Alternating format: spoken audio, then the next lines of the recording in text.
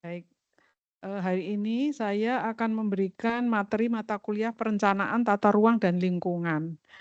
Nah, tim ini mungkin sudah dikenalkan oleh Prof. Iwan Rudiarto sebagai koordinator, di mana timnya kan Pak Iwan, Prof. Iwan, saya, dan Pak Musadun. Nah, dalam 14 kali tatap muka semester ini saya akan mengisi di 3 kali. Jadi minggu ini, minggu depan, sama minggu depannya lagi. Semuanya sebelum UTS ya.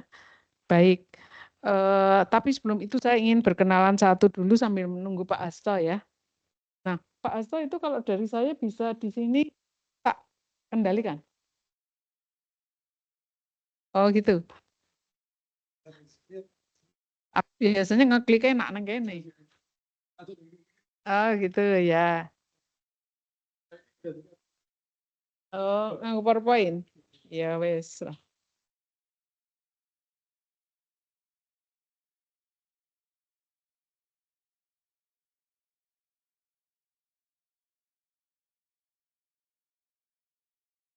Oh ya, nggak apa-apa lah. Saya buka di sini itu di situ pakai PowerPoint. Kalau ini kan saya gini, langsung. Lah biasanya ini itu juga langsung masuk sini. Ya, tak? Share. Share dulu apa? Hah? Share MS Team. Oh, sorry. Bukan itu ya. Oke. Terus join.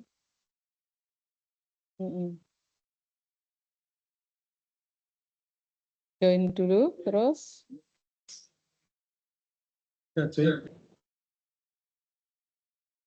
ini ada yang dari luar ya? Atau semua ada di sini? Yang online ada? Izin Prof, Ya. ada Prof online. Ya baik, nanti saya panggil satu-satu ya. Ini terus mana?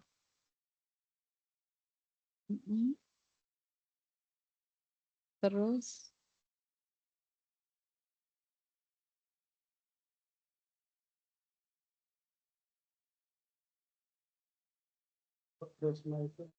mana?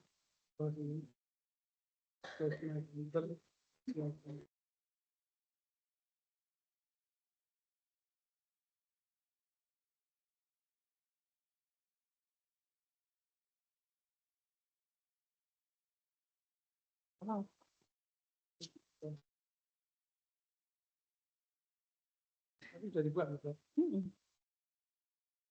Telna Windows screen. Ada tuh. Judul saya kan langsung tadi ini ya. Terus ini. Oke. Ya. Berarti ini kalau tak lakoke kuwi tiba-tiba. Hah? Hah? Iya.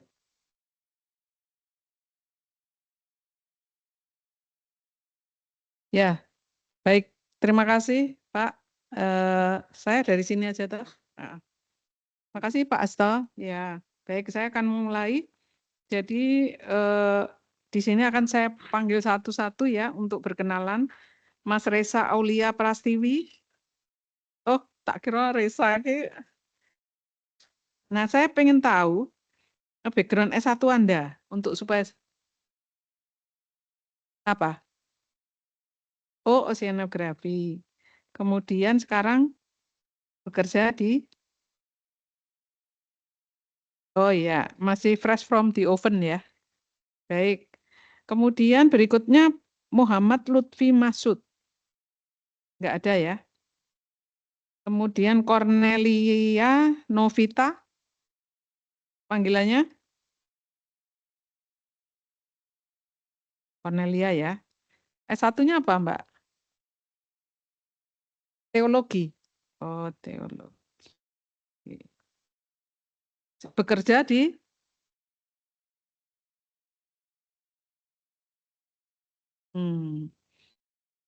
maksudnya hubungannya sama ilmu lingkungan nantinya, kira-kira kenapa waktu itu memilih Magister Ilmu Lingkungan sebagai prodi S2 Anda?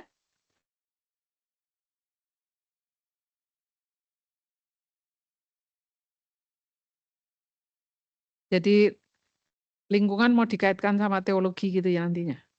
Oke, baik. Berikutnya Hafri Hardianto, ya Mas. S1-nya? Oh iya, akuntansi. Kemudian sekarang bekerja Pemkot. Oh di Pemkot Semarang. Ya mungkin kalau saya biasanya setiap hari Kamis di Pemkot, tapi di Dinas Tata Ruang. Setiap hari Kamis mengurus tentang SLF, surat laik fungsi dan PBG, pengajuan bangunan gedung, ya. Baik. Kemudian Ruci Madas Sunggoro, nggak ada ya? Izin Prof. Ya. Oh, Hadir secara online, mohon maaf. ya. Ini S1-nya apa, Mas? Saya S1-nya di Ilmu Pemerintahan di IPDN, Prof. Oh ya, sekarang bekerja Sekarang bekerja di Pemkot Semarang. di bagian apa? Saya di Dinas Kependudukan. Dukcapil ya. Iya, Oke. Kemudian Samsul Arifin, ya S1-nya Mas di DPKAD ya. Wah ini singkatan ya. Kalau singkatannya apa? Bukan sama di Penda apa beda?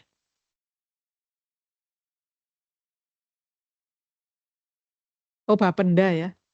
Oh iya. Ini pengelolaannya ya. Baik. Kemudian Devi Rai Anjeli. Ya, panggilannya Devi. S1-nya biologi. Kemudian bekerja. Oh iya, oke. Berikutnya Sapna Suryaning Tias. Panggilannya Sapna. S1-nya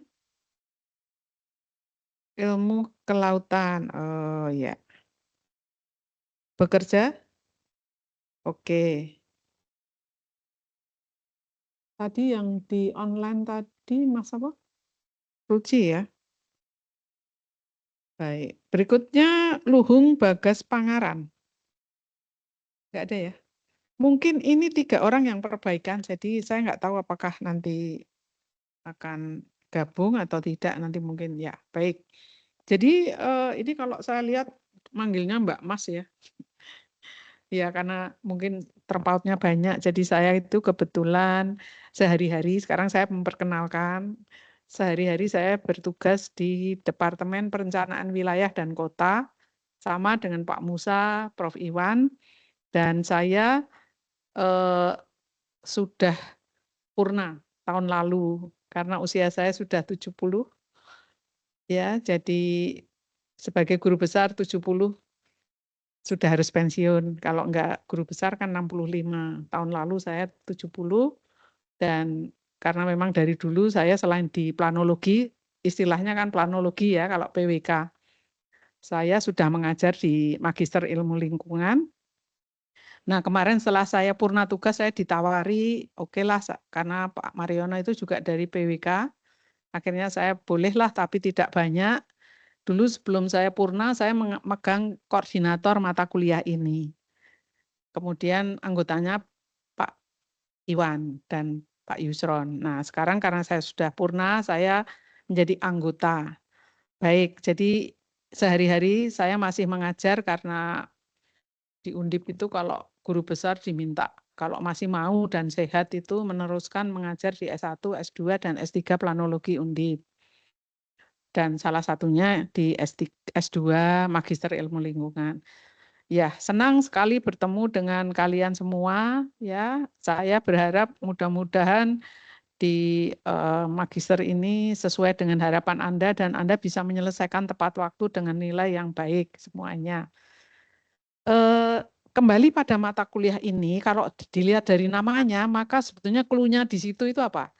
Tata ruang ya, karena namanya aja perencanaan tata ruang ditambah dan lingkungan. Karena kebetulan di sini magisternya lingkungan.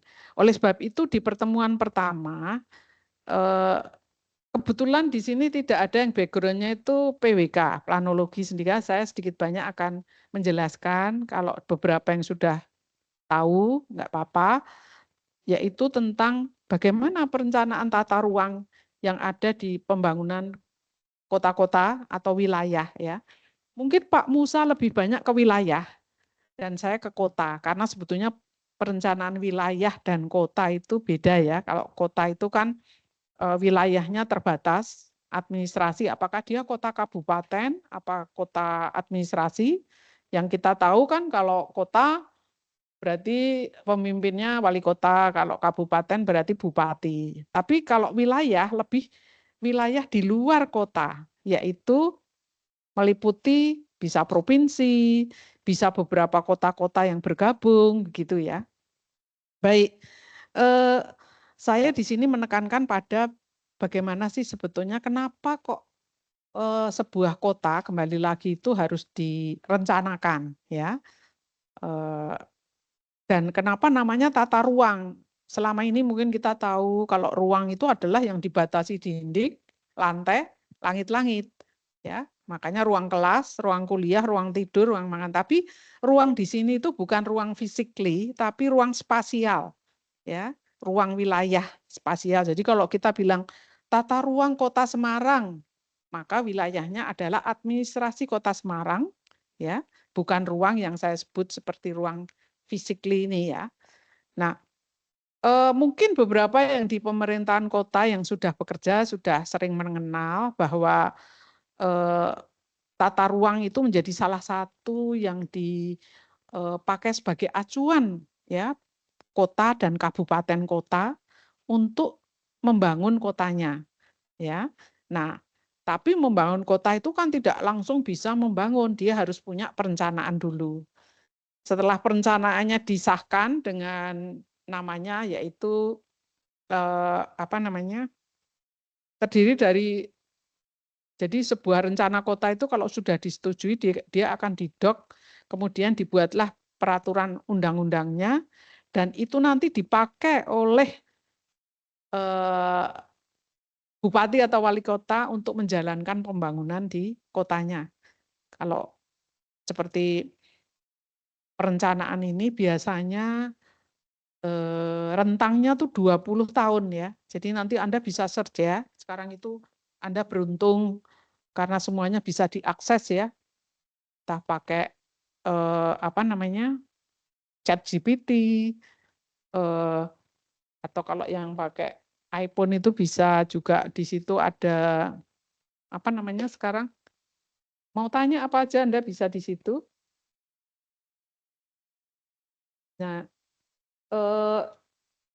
disitulah nanti Anda bisa, nah sekarang kan di WhatsApp ada Meta, ya, tapi sudah canggih lagi ada DeepSeek, mungkin ada yang sudah mencoba. Jadi Anda pengen tahu apa aja, langsung tanya di situ ya, DeepSeek itu, dan semua akan disampaikan dengan detail. Ya, nah baik. Nah sekarang kenapa sih sebuah kota itu harus direncanakan?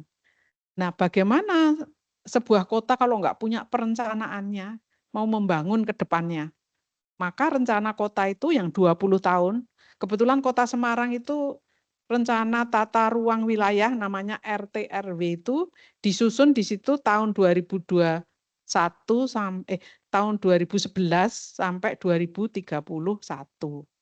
Kenapa? Karena disitulah semua rencana yang akan dilakukan Kota Semarang dibangun ke depan apa ada. Nanti jadi ada bisa lihat. Contoh misalnya, Semarang itu kemarin kita melihat membangun trotoar di pusat kota ya, kan itu trotoarnya dibuat baik di Jalan Pemuda, di Jalan Imam Bonjol. Mungkin ini rata-rata tinggalnya ini orang Semarang semua kan? Oh enggak ya? Yang Semarang berapa?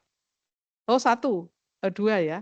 Yang lainnya bukan Semarang ya. Maksud saya Contohnya begini, di kota Semarang, di pusat kota itu Jalan Imam Bonjol, kita lihat sekarang trotoarnya kan sudah bagus. Ya, trotoarnya bagus. Itu bukan sekedar wali kotanya bilang saya pengen trotoarnya dibangun, enggak. Dia selalu mengacu pada rencana kota. Di situ kamu bisa lihat misalnya di tahun berapa ya bahwa Jalan Imam Bonjol itu diperbaiki pedestriannya. Nah, di situ ada tanaman, ada street furniture, ada kursi, ada lampu, dan lain-lain. Itu mengacu pada rencana tata ruang. Ya, jadi nggak boleh tiba-tiba ini zamannya wali kota bupati baru, saya pengen misalnya bupati baru Kudus, saya pengen buat lapangan terbang biar di kota saya ada lapangan terbangnya, gitu ya. Nggak bisa kalau dia tidak ada di dalam rencana tata ruang. Ya, nah oleh sebab itu ini menjadi salah satu pedoman bagi pemerintahan untuk melaksanakan pembangunannya. Ya, nah ini di sini beberapa yang saya sebut kenapa perlu dibuat perencanaan tata ruangnya, ya supaya apa? Bahwa arah pembangunan ke depan itu nanti seperti apa? Contoh salah satu, Semarang itu kalau dilihat dari RT RW-nya, di tahun berapa dia akan membuat jalan outer ring road. Ya, jadi sekarang itu kan sudah ada inner ring road, middle ring road, kemudian outer ring road yang akan menghubungkan sampai Gunung Pati, Mijen, terus ke Banyumanik. Jadi lebih lebih lebar lagi. Nah, itu semua kalau kita lihat selalunya ada di rencana tadi, ya. Kemudian kenapa perlu perencanaan tata ruang? Yaitu melindungi lingkungan alami untuk menghindari meminimalisir dampak negatif. Ya, jadi saya pengen tahu kalau dampak negatif sebuah kota itu apa sih biasanya? Yang paling sering kita lihat dampak negatif sebuah kota itu terjadi apa yang sering itu misalnya terjadi banjir rob, kemacetan, terus ada bencana, bencana macam-macam ya, bisa juga ada tanah longsor dan sebagainya. Jadi kota-kota itu rata-rata mengalami permasalahan. Nah, tujuan salah satu dari rencana tata ruang tadi adalah meminimalisir bencana yang bakal terjadi. Kemudian tata ruang juga bisa menjadi sumber daya secara efisien ya. Karena kita tahu bahwa sumber daya di kota itu kan lahan, air, ya, keuangan dan lain-lain. Nah, tentu dengan merencanakan tata ruang yang baik nanti kita bisa lebih mengefisienkan penggunaan lahan dan lain-lain di sebuah kota. Berikutnya yaitu mencapai kualitas karena sebenarnya sebuah kota itu kan salah satu tugasnya memberikan basic need pelayanan dasar ya. Apa misalnya? Pertama tentu air bersih, jalan, ya, drainase yang baik sehingga tidak banjir.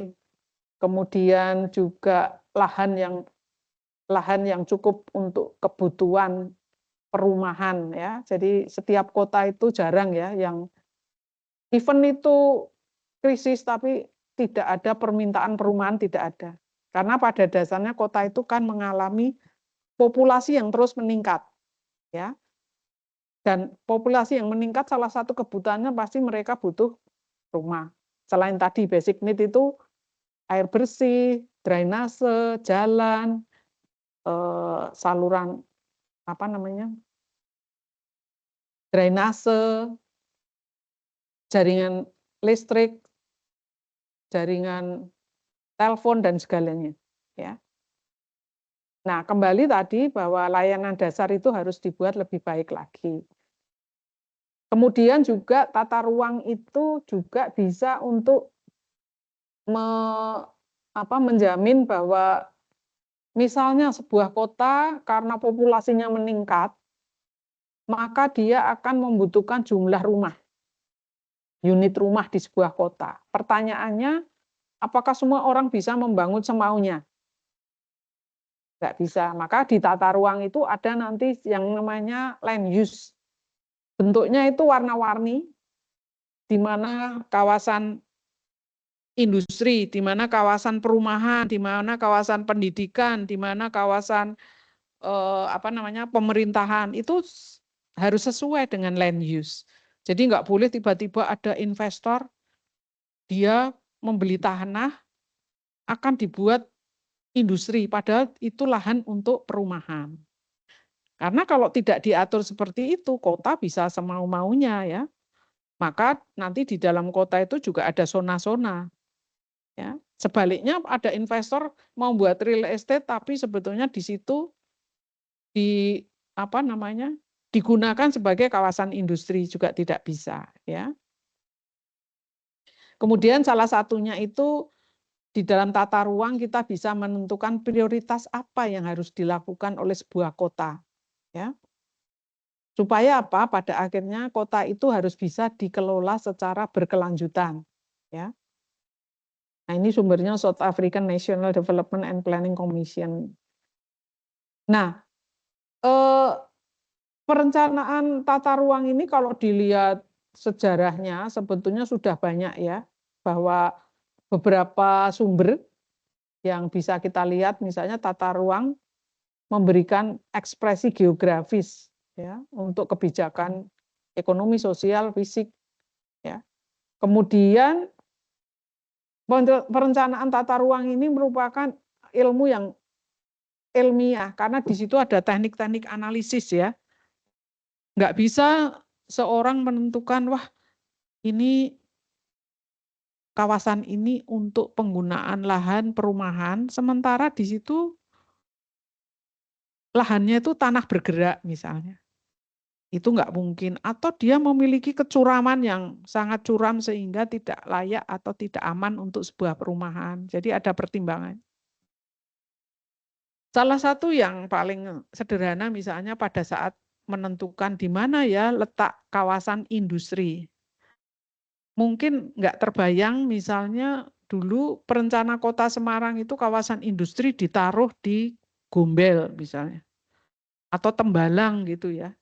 Kenapa? Karena nanti yang namanya trailer itu akan naik turun Gombel tidak efisien. Maka biasanya industri itu didekatkan dengan pelabuhan, bandara, jalur kereta api untuk mendukung tadi ekspor importnya. Jadi waktu itu memang Semarang itu kawasan industrinya yang orang Semarang tahu di kawasan mana? Genuk dan Tugu. Dua itu di sisi barat timur ya.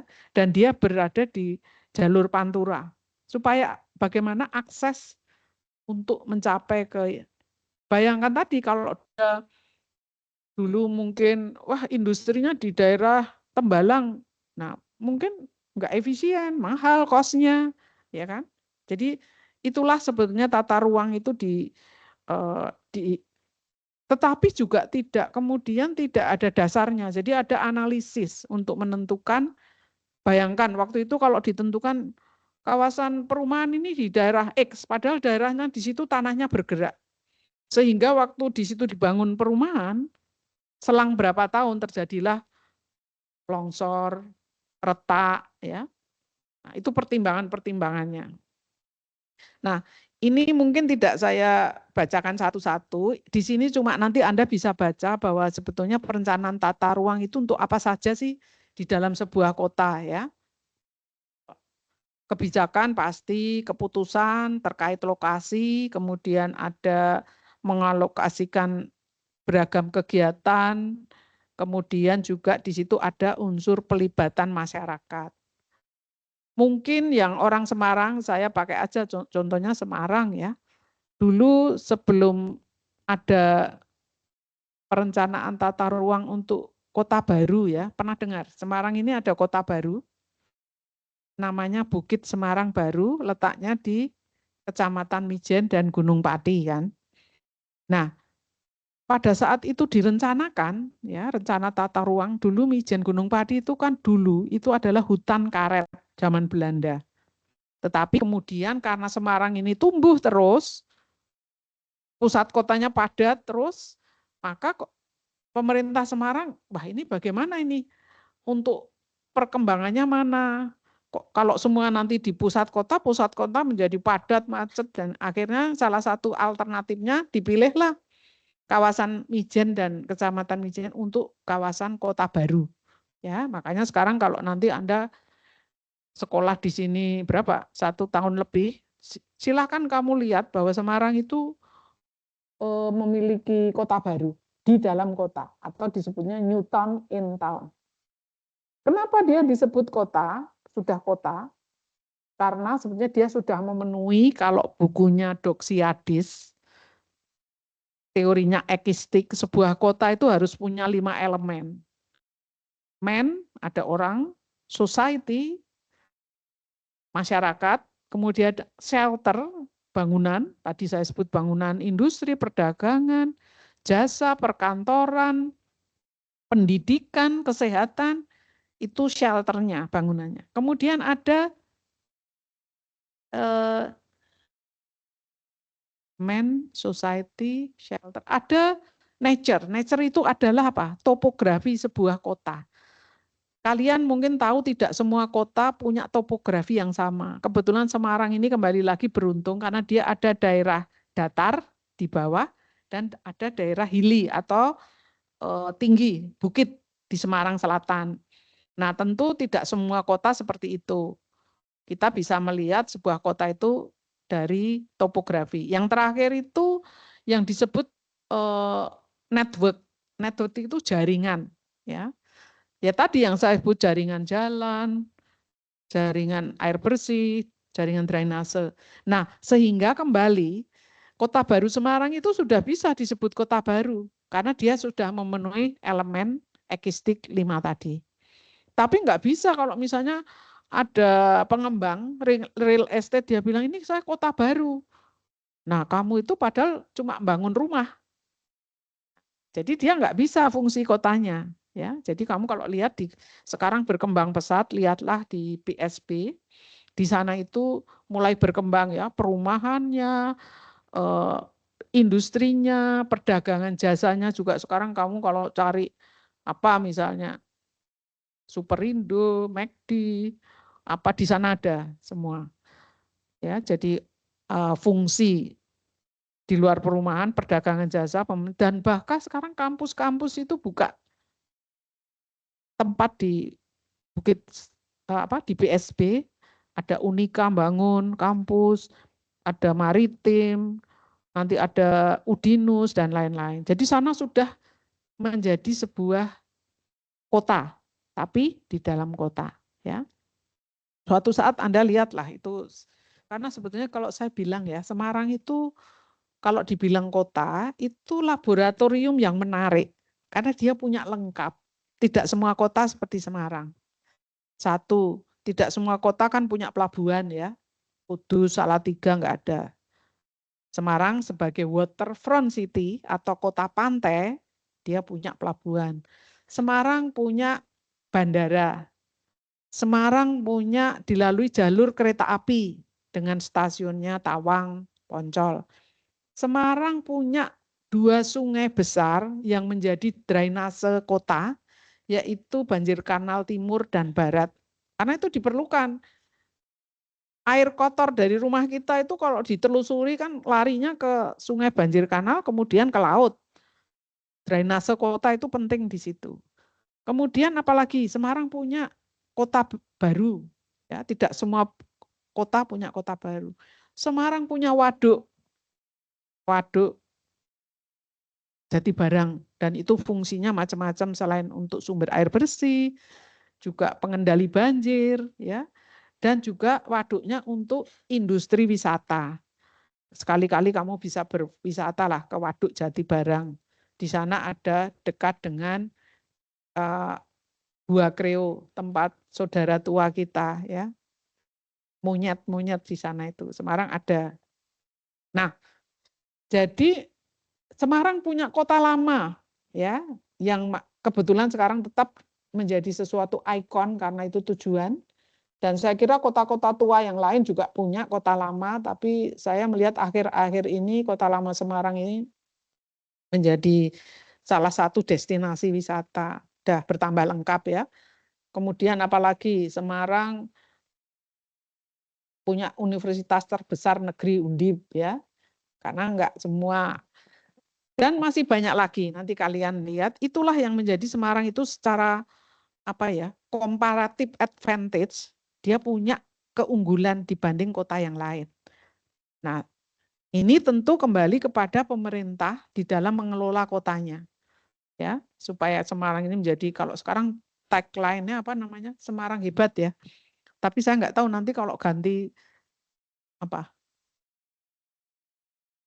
Nah, ditambah ya, kalau wali kota kemarin sebelum Bu Ita itu Pak Hendi kan Semarang hebat ya.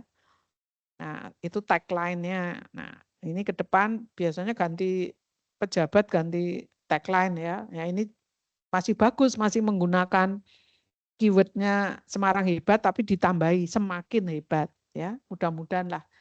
Nah, saya kira itu itulah yang menjadikan kalau kita bicara Semarang, tata ruangnya seperti apa ya seperti itu. Nah, kemudian kenapa kemudian tata ruang itu direncanakan fungsinya apa sebetulnya? Nanti kamu bisa melihat bahwa tadi tata ruang juga akan mewujudkan keseimbangan pembangunan antar wilayah. Contoh dulu Semarang yang terdiri dari 16 kecamatan, ya orang Semarang mungkin ingat. Kecamatan yang paling padat itu di pusat kota itu. Tetapi seperti Tembalang, Mijen, Gunung Pati, Ngalian, itu masih belum sepadat pusat kota. Nah kemudian setelah ini berkembang padat, pemerintah lihat, ini harus saya seimbangkan ini, jangan yang padat hanya yang di pusat. Maka keseimbangan pembangunan dipilihlah Mijen Gunung Pati untuk kawasan kota baru. Sehingga harapannya tentu mengurangi kebutuhan tadi ya, perumahan, pendidikan, kesehatan, perdagangan jasa. Bahkan saya dengar mungkin yang dari Pemkot, nanti itu pusat Balai Kota Semarang itu ada wacana mau dipindah ke Gunung Pati loh. Betul ya? Nah, artinya apa? Bahwa nanti mungkin dirasa di Jalan Pemuda Bojong itu sudah padat ya, kantor-kantor OPD ya, ada rencana mungkin sebagian dipindah ke sana. Bahkan saya dengar sudah dibangun kemarin dilelangkan Masjid Agung, Masjid Kota ya, di daerah ya Masjid Raya Mijen Besar. Nah ini salah satu sebetulnya menyeimbangkan tadi ya. Nah kemudian juga dengan perencanaan tata ruang ini investor menjadi jelas. Kalau saya mau berinvestasi di Semarang itu apa saja yang diperbolehkan, ya. Dan lokasinya di mana, misalnya. Dulu kawasan industri itu zona itu hanya Tugu Mijen. Sekarang ada industri Candi dan itu berkembang, industri Wijaya Kusuma, ya. Jadi lokasi investasi itu masih masuk dalam perencanaan tata ruang. Kemudian perencanaan tata ruang nanti bisa didetailkan menjadi namanya rencana detail tata ruang. Itu menjadi lebih detail lagi, misalnya Kecamatan Mijen ini akan direncanakan seperti apa, lebih detail lagi, ya. Supaya apa? Sehingga orang kalau mau membangun, berinvestasi, melakukan apa namanya, ya pembangunan dan itu jelas. Jadi dia nggak boleh semaunya. Nah tentu tata ruang tadi harus diikuti dengan pemberian izin, peraturan, zonasi ya. Dan biasanya juga ada sanksi. Kalau dia melakukan tindakan terhadap tata ruang, maka dia harus kena sanksi. Tapi kalau dia melakukan hal yang baik, maka dia akan kena mendapat reward. Ya, jadi reward and punishment. Nah, terus yang berikutnya acuan administrasi pertanahan. Ini mungkin saya lanjut ya. Jadi begini, tetapi di dalam merencanakan sebuah kota, kita harus memiliki wawasan global. Ya, wawasan global itu jangan kita tuh cuma ngelihatnya Indonesia cuma Semarang. Tapi sebetulnya dunia itu sekarang sedang apa sih isu globalnya? mungkin kalian sudah sering dengar yang biasa disebut dengan SDGs. Nah, ini sangat dekat dengan tata ruang. Sustainable Development Goals, ya, di mana di situ semua negara PBB harus mematuhi, ada berapa tujuan ya? 17 ya. 17 tujuan, semua negara harus mematuhi apa yang harus dia lakukan di situ. Contoh saja, nanti kamu lihat di tujuan ke-11, bahwa kota-kota itu harus memperhatikan dan memelihara kawasan bersejarahnya. Makanya terus kita lihat toh, kota-kota yang berusia ratusan tahun kan punya kawasan lama, itu diperbaiki, bukan didemolis.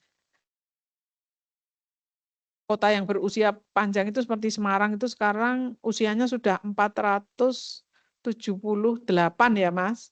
Kalau Jakarta mungkin coba kalian lihat mungkin sudah 800. Artinya apa?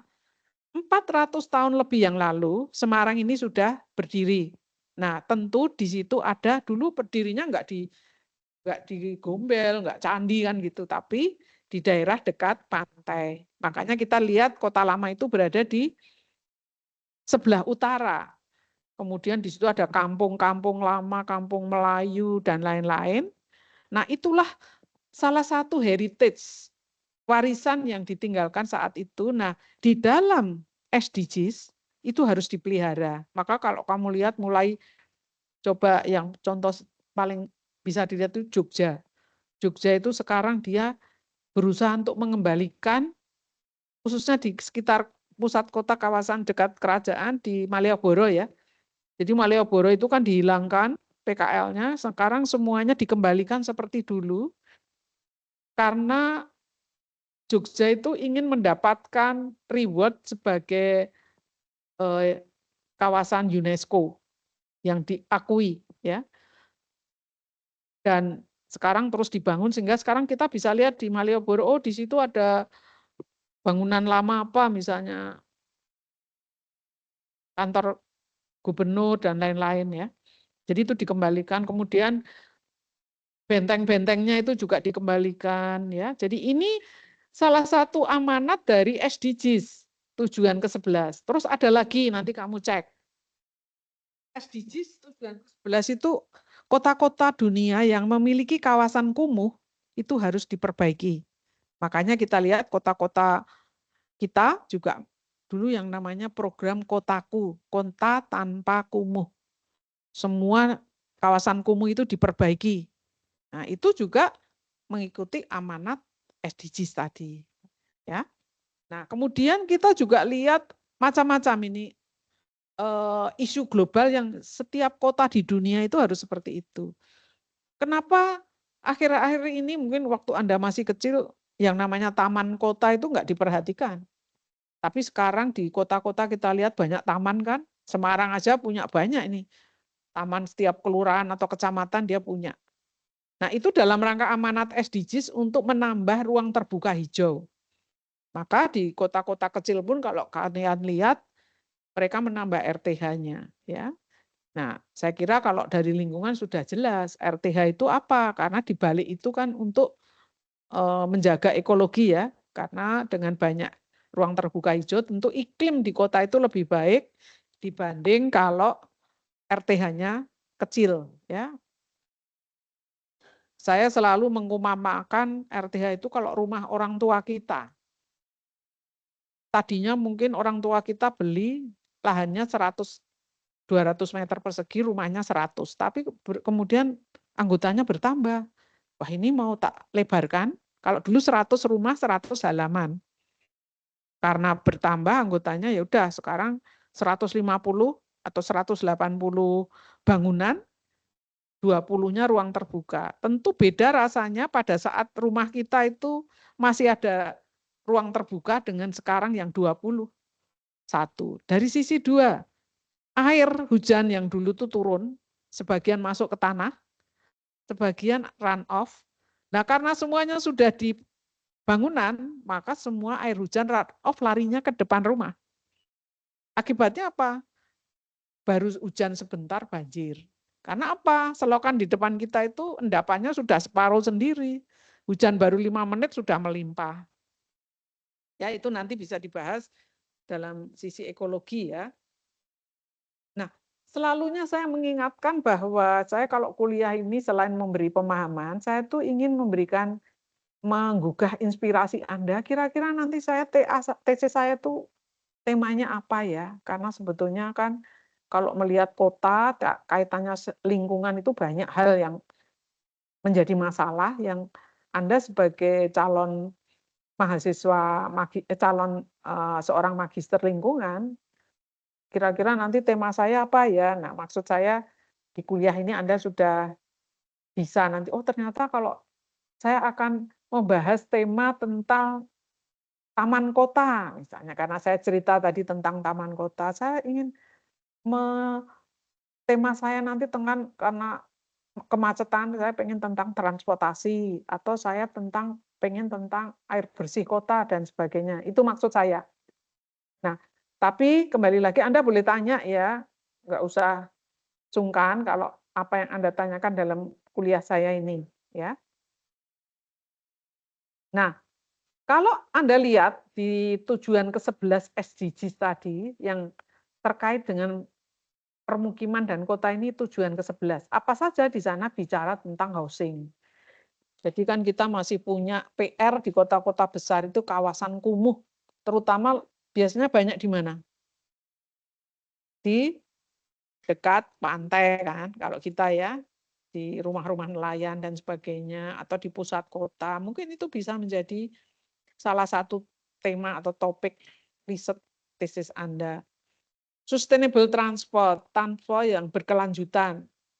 Transport publik tentunya ya, karena Anda tahu transport publik itu sebetulnya sustainable karena dalam satu saat bisa membawa orang banyak kan, sehingga irit BBM, tidak mengeluarkan polusi, tidak memenuhi jalan ya. Maka kota-kota dunia itu transport publiknya selalu bagus. Ya, kita meskipun ketinggalan tapi sudah lumayan lah di Jakarta ada MRT sekarang. Dalam satu rangkaian bisa mengangkut orang banyak ya.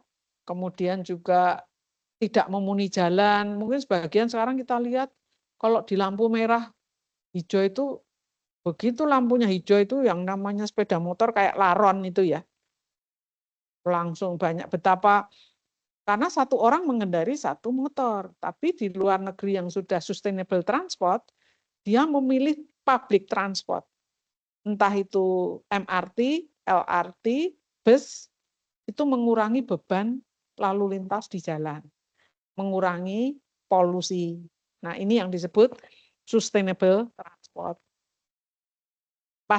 Partisipasi planning, ya ini mengikutkan masyarakat. Tadi yang saya sebut ada poin cultural heritage, jadi warisan budaya, disaster risk, ya. Jadi ini kalau ada bencana, air quality, public space, tadi taman kota dan lain-lain. Ini bagian dari target SDGs yang harus diperhatikan kota-kota seluruh kota di dunia untuk bisa mengikutinya, ya. Nah, kalau dibicara tantangan saya kira ini jelas. Yang pertama saya ingin menyatakan tantangan kota-kota itu adalah bertambahnya populasi, jumlah penduduk. Anda sadar nggak? Semarang ini berapa, Mas, penduduknya?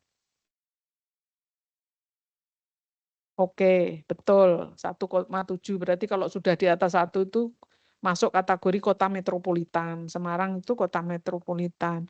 Tapi nanti 20 tahun kemudian menjadi berapa? Nah, pertumbuhan ini tentu akan memberikan dampak ya.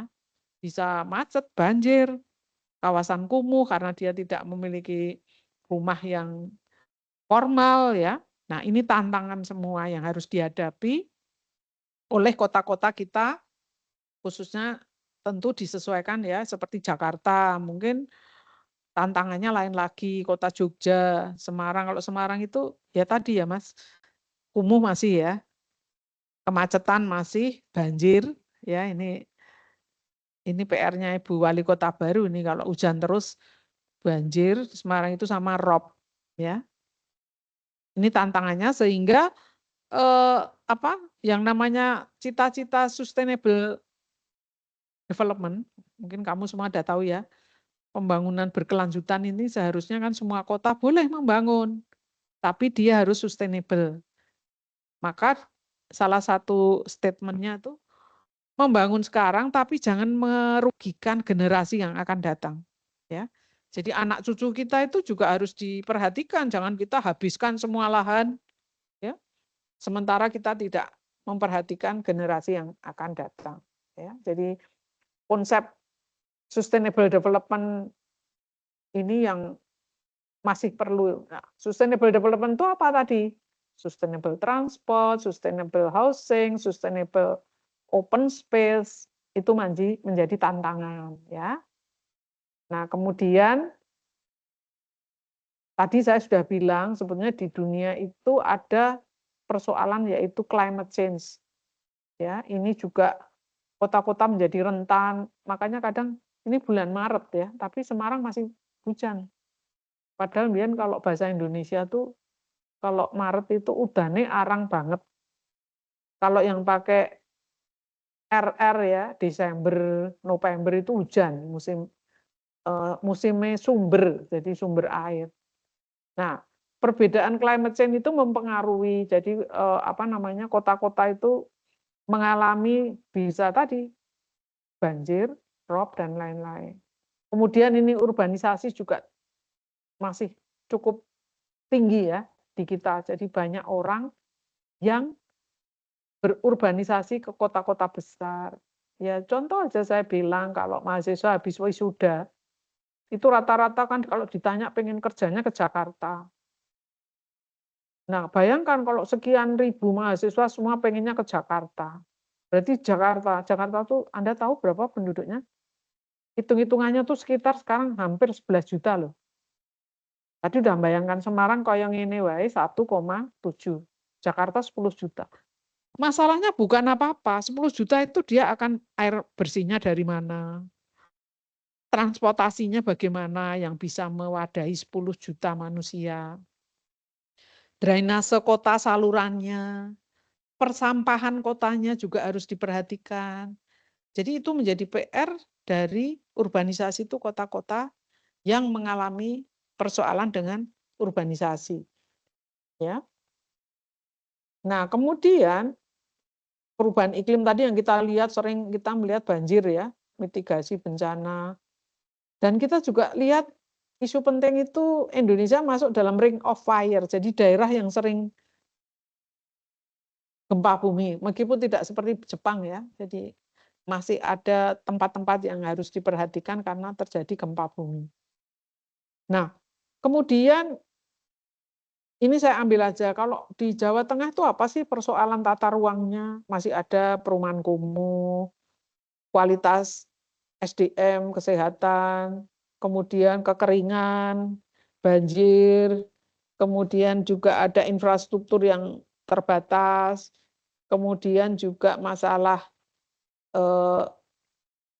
ini urbanisasi tadi ya, degradasi lingkungan, kemudian kesenjangan sosial antara daerah kota dan desa, sistem pengelolaan air bersih, saya kira tidak semua kota sudah memiliki sistem distribusi air bersih yang mencukupi ya. Nah ini persoalan-persoalan yang timbul di dalam kota dan ini yang saya ambil pada umumnya juga di Provinsi Jawa Tengah. Nah tetapi kemudian dalam mengerjakan perencanaan tata ruang tadi harus bagaimana? Yang pasti kita harus memperhatikan sustainability. Perencanaan kota juga harus berpikir visioner. Ya, jadi sebuah kota itu jangan hanya ya itu saja, tapi dia tidak berpikir. Tapi ya visioner itu mungkin karena faktor biaya. Misalnya kamu suka lihat kota di mana yang punya bangunan berlantai Dubai, ya, itu kan dia punya lautnya itu dibuat dengan model pohon kurma bentuknya. Jadi itu sebagai reklamasi. Kota Dubai itu dibuat seperti itu bahwa kebutuhan perumahan itu sampai reklamasinya ke laut. Nah, maksud saya gini, kota-kota kita itu juga harus visioner, tidak harus tradisional terus ya. Visioner itu macam-macam, misalnya bagaimana transport publik Semarang itu nanti selain sekarang adanya bis ya, tapi tentu nanti dipikirkan tentang kereta ya, kereta cepat. Saya pernah mengikuti rapat di Pemkot Semarang. Nanti Semarang itu akan memilih monorail ya. Waktu itu rapat itu nggak tahu sekarang jadinya gimana.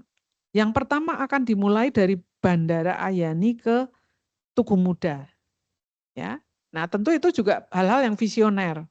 Semua kota juga sudah mulai gitu. Mungkin kamu bisa search di Surabaya, dia memilih monorail mungkin. Di Bandung dia memilih LRT. Tentu semua disesuaikan dengan kondisinya, ya. Nah, ini beberapa prinsip bahwa perencanaan tata ruang itu harus memiliki prinsip-prinsip ya. Nanti bisa kamu bacalah. Dia harus pertama prinsip demokratis, subsidiaritas, partisipatif, harus mengikut sertakan masyarakat di dalam membuat rencana. Prinsip terpadu, terintegrasi, prinsip proporsional, prinsip pencegahan. Ya, ini beberapa prinsip yang harus diperhatikan saat membuat perencanaan tata ruang. Nah, kemudian yang terakhir, karena ini kan saya diminta, kemudian apa strateginya ke depan? Ya, tata ruang itu harus memiliki strategi apa? Ya, rata-rata kota-kota kita itu memiliki kesenjangan antar wilayah. Contoh aja pusat kota Semarang yang dengan bangunan pencakar langit, high rise, mall, hotel. Tapi bagaimana dengan daerah-daerah di hinterland? Nah, tentu kita kan nggak bisa, wah Semarang yang modern itu hanya pusat kota, tapi di wilayah pinggirnya itu masih eh, tidak terpikirkan bagaimana fasilitas pendidikannya, fasilitas kesehatan. Nah, maka isu perkotaan terkait dengan pertumbuhan kawasan-kawasan itu harus diperhatikan. Ya, jangan hanya semuanya orientasinya di pusat sehingga daerah belakangnya itu tidak diperhatikan. Kalau kota sudah memperhatikan, tapi saya bersyukur seperti Semarang itu mencoba mengimbangi lajunya pusat kota itu dengan sudah mulai membangun di daerah pinggiran ya. Malah saya mikirnya itu Tembalang itu meskipun di daerah jauh dari pusat, tapi sudah mulai ada high rise building, apartemen-apartemen ya. Jadi seolah kalau kita lewat tol itu, wah ada pencakar langit ya, apartemen ya. Itu dalam rangka untuk bahwa tidak hanya semua berkonsentrasi di pusat. Dan pemerintah kota harus bertanggung jawab dalam mengoperasionalkan penataan ruang yang sesuai dengan rencana. Kadang kita nanti mungkin saya nggak tahu sempat nggak ya. Tata ruang itu bukan berarti tidak ada pelanggaran, masih banyak pelanggaran. Ya. Nah tentu ini menjadi kebijakan pemerintah, kewajiban untuk dia harus strictly. Ya. Kemudian tadi melaksanakan amanat SDGs 17. Kalau kota itu bisa 17 itu bisa ditanggulangi ya. 17 tadi kan kalau kita lihat mulai dari isu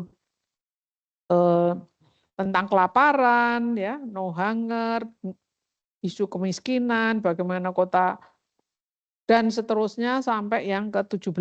Ini bisa dilihat. Nah, kalau kota-kota itu sudah memperhatikan bagaimana mengatasi persoalan terkait dengan sustainable development goals, saya kira kota itu tentu akan tadi nyaman ditinggali, livable city, sustainable city. Nah, itu kira-kira pengantar saya di depan kepada Anda untuk memahami tentang perencanaan tata ruang kota. Ya, saya tekankan lagi persoalan-persoalan dan lain-lain. Nah, saya nanti akan memberi tugas individu. Tugas saya adalah Anda mencari permasalahan kota, ya. Kemudian nanti dikaitkan dengan SDGs mana. Anda boleh memilih lokasinya di kota mana, nggak masalah. Misalnya Anda tiba-tiba pengen, karena ada, ini selain Semarang, kota mana? Anda dari mana? Oh, kemudian Solo. Nah, mungkin Anda juga melihat ada persoalan apa di Solo yang bisa angkat. Tapi Solo pun juga punya praktek-praktek yang bagus ya tentang tata ruangnya. Tapi maksud saya di sini Anda mencari persoalan. Kamu Semarang ya, Mbak? Kabupaten ya, even kabupaten pasti juga ada persoalan ya. Kemudian mana? Semarang juga. Nah, mungkin kita juga bisa lihat, kamu amati. Nanti saya minta itu saya kasih tornya nanti. Koordinatornya siapa ya? Yang WA saya kemarin. Oh, namanya Cornelia. Oke, nanti tornya saya kasih aja.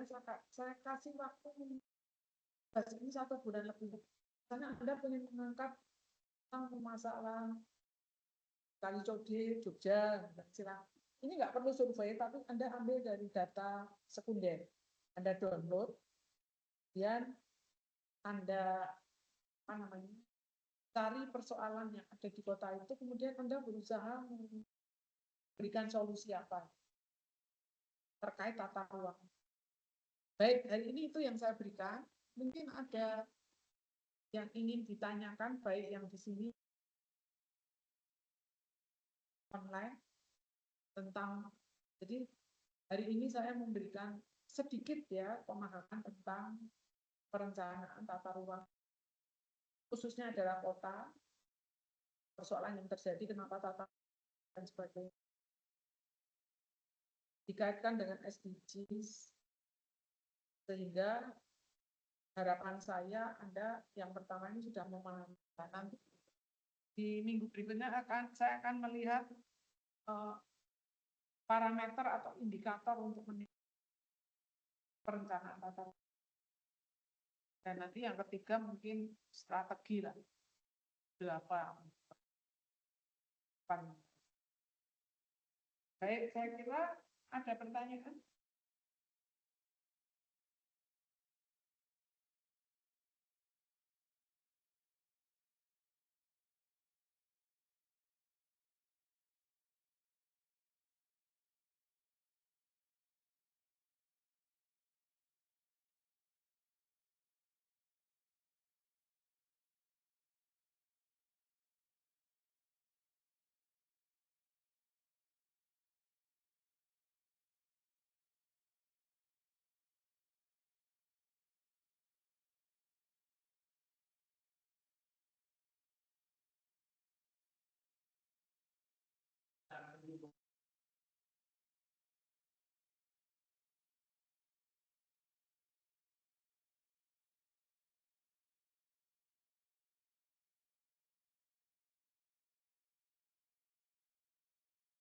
Pertama, seseorang akan membangun lahan kota itu kan yang pertama tentu adalah penggunaan lahan di tempat yang mau dibangun.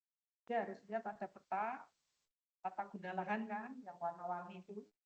Seperti saya katakan, misalnya pengembang perumahan, tapi dia menggunakan lahan yang berwarna hijau, sawah. Itu tidak bisa kan, jadi harus sesuai dengan penggunaan lahannya. Nah, sekarang memang kasusnya kan banyak pengembang itu membuat klaster kecil-kecil, dia menggunakan sawah atau perkebunan, ya. Nah, kembali lagi memang pada waktu pengajuan izin, pemerintah kota harus strictly melihat di lapangan. Kalau memang dia, kalau yang kita tahu kan kalau ladang itu masih boleh ya. Tapi kalau sawah irigasi teknis, itu kan izinnya harus sampai presiden kan. Nah, jadi menurut saya harus tegas pemerintah kota itu melihat izin-izin klaster itu sekarang ada 10 kapling buat sendiri, jalannya buat 20 rumah buat klaster. menurut saya itu dinas pertama di tata ruang itu dia harus melihat betul kesesuaian lahan dengan land use yang akan dibangun. Nah, karena dampaknya ya tadi dia harus membangun jaringan air bersih kan, jaringan jalan ke arah perumahan, jaringan listrik dan lain-lain. Itu menjadi PR dari pemerintah kota. Kalau saya lihat sekarang karena saya ke Mijen, rumah itu banyak, klaster-klaster tembalan aja banyak. Nah kalau itu tidak memang kita ada ya, misalnya tidak sesuai itu nanti tiba-tiba ada pembangunan bangunan, tiba-tiba ada yellow line, garis kuning, berarti ini ada masalah. Masalahnya tuh bisa dia tidak sesuai, dia sudah nekat bangun, atau dia tuh di situ hanya boleh 3 lantai, dia bangun 5 lantai, enggak kena peringatan kan. Ada yang melanggar garis pandang jalan. Ya, itu saya kemarin, kebetulan saya kan anggota TPA Impro Ahli Kota Semarang, lewat Pak Pansyah. Tiap minggu saya melakukan sidang SLF dan kunjungan lapangan.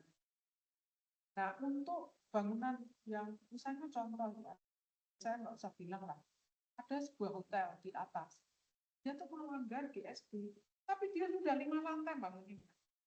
Bayangkan. Nah, padahal kalau bangun melebihi GSB kan harus dibongkar. Nah, itu kembali lagi, maka saya bilang kota juga harus rajin. Karena developer itu nakal-nakal. Tapi kita anggota TPA kalau dia melanggar ya harus dibongkar, ya bongkar. Ya demi apa? Supaya tadi kita kan pengen hidupnya bagus, nyaman ya. Tidak orang seenaknya punya kampus. Saya bangun tekan ngarep pagar. Saya pun tahu lahanku.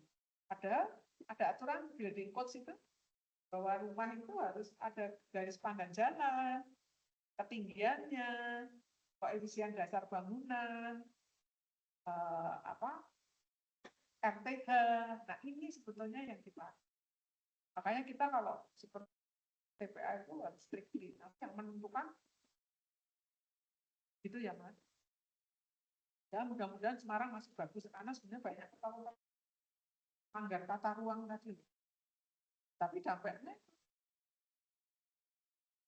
itu ya Mas. Mudah-mudahan ada lagi.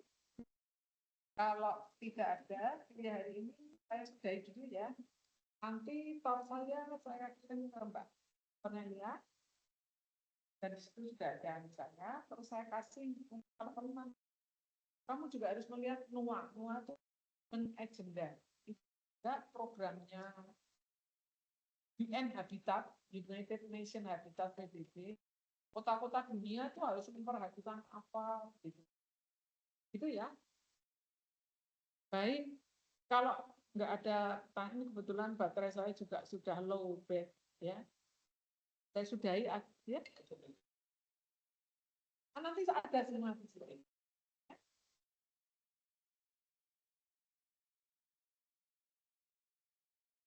Ya.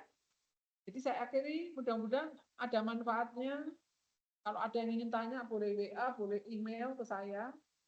Dan kalau mau ketemu ya bisa janjian saya di atas Tembalang untuk konsultasi terkait ya ini. Baik, terima kasih. Wassalamualaikum warahmatullahi wabarakatuh.